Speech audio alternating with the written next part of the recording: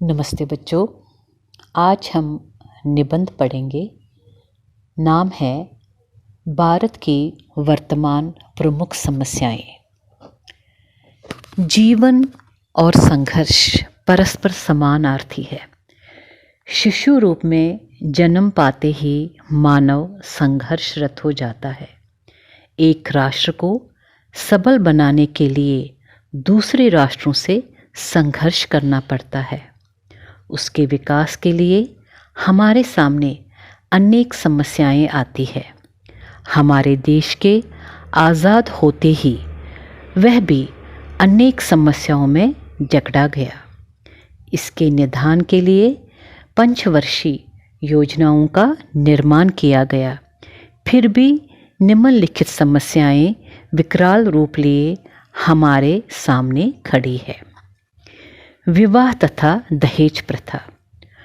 कुछ जातियों में अभी भी बहुत छोटी अवस्था में विवाह का प्रचलन है। इससे वर वधू दोनों ही अपना हित नहीं सोच पाते हैं और बड़ा होने पर एक दूसरे का परित्याग कर देते हैं। स्वास्थ्य पर भी बाल विवाह का बुरा प्रभाव पड़ता है।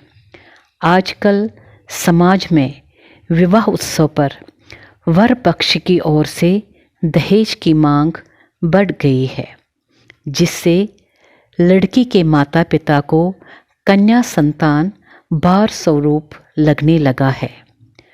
मध्य युग में तो कन्या अभिशाप ही समझी जाती थी और उसका वध कर दिया जाता था। आज देश में दहेज प्रथा का उन्मूलन करना चाहिए।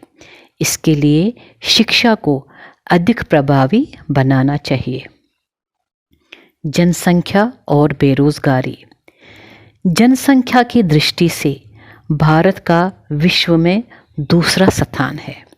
आज भारत की जनसंख्या 1,38,00,00,000 से अधिक पहुंच गई है।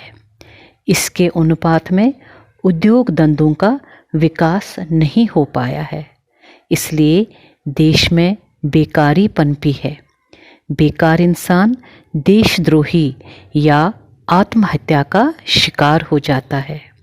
इसलिए बेकारी को यथाशीघ्र जल्दी से जल्दी दूर करने में ही देश का हित होना तय है। अस्पृश्यता की समस्या। ये हमारे देश की प्रमुख समस्या है। संतोष की बात है कि भारत सरकार ने इस ओर ध्यान दिया है। संविधान में हरिजनों को सामाजिक समानता का अधिकार प्रदान किया है। इनके लिए शिक्षा और नौकरी में स्थान सुरक्षित कर दिए गए हैं। इन्हें छात्रवृत्ति भी दी जा रही है। इससे धीरे धीरे इनकी दशा में काफ़ी सुधार हो रहा है। ग्रामीण और अन्य समस्याएं।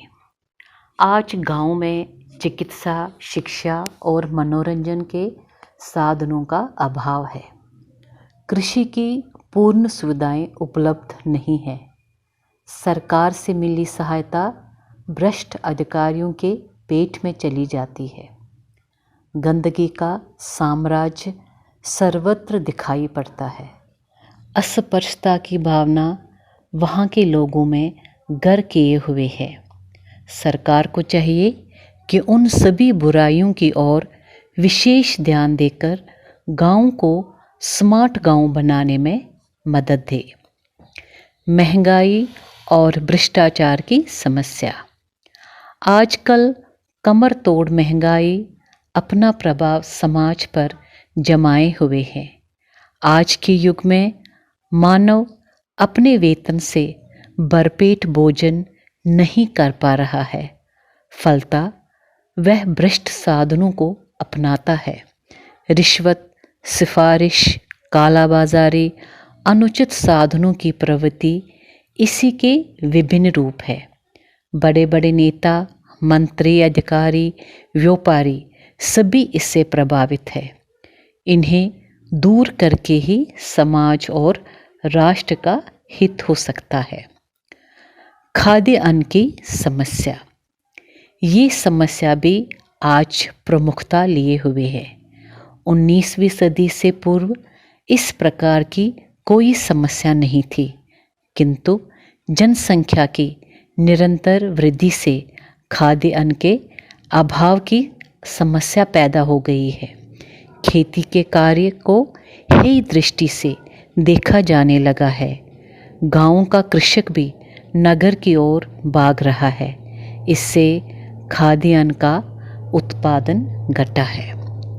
कश्मीर समस्या। कश्मीर के विभाजन को लेकर भारत और पाकिस्तान में मतभेद पैदा हो गया। इसको दूर करने के लिए दोनों देशों के नेताओं के बीच शिमला में समझौता हुआ। फिर भी ये समस्या आज भी वैसा ही रूप लिए हुए है। पाकिस्तान अब भी अपनी हठधर्मिता पर अड़ा हुआ है। उपसंहार, आज इन समस्याओं से देश पिस रहा है। देश को बचाने के लिए इन समस्याओं का अंत एकजुट होकर करना होगा। इनके निराकरण पर ही देश फिर से सोने की चिड़िया बन सकेगा।